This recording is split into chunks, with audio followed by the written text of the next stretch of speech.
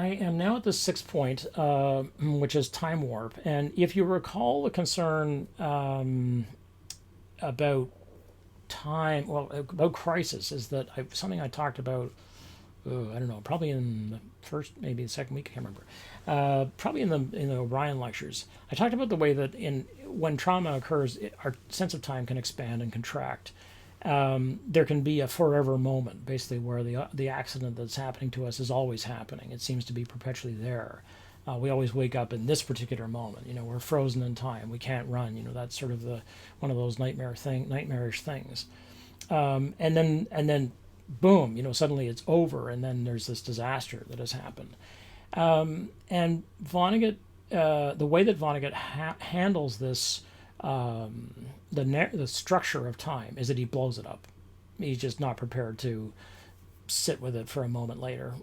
No. And Ford Maddox Ford has done the same kind of thing in The Good Soldier, where I'm trying to remember, the first thing that happens is actually the last thing that happens. And this sort of idea of moving the narrative around is something which the 19th century authors just didn't do. I mean, occasionally they did. There was one author. Now, I'm not familiar enough with, say, the Russian literature, but my memory is that I know Tolstoy certainly doesn't do that. I haven't read any Dostoevsky that does. Turgenev might. Gogol might, because it's the sort of the surreal qualities of it. But Goncharov might.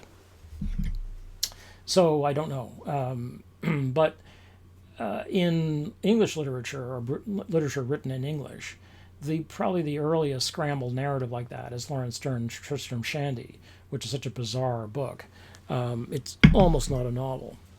But Vonnegut refuses to play this particular game of trying to organize a linear narrative. And he says on page 23, Billy Pilgrim has come unstuck in time. And one of the issues here is that Vonnegut is going to want to destabilize our sense that things happen for a reason, that there's cause and effect. That things, it all makes sense, basically. And he wants to disrupt that.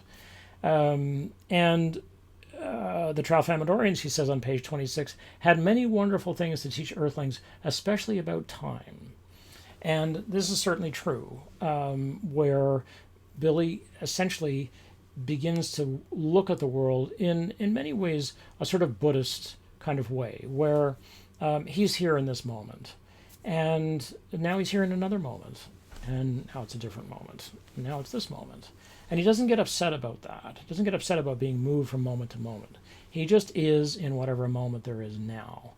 We like to believe that life is a chain of events which are connected, and that there are causal relationships between this and that. This is the great explainers thing, right? The Earthlings are the great explainers. But what if they're not?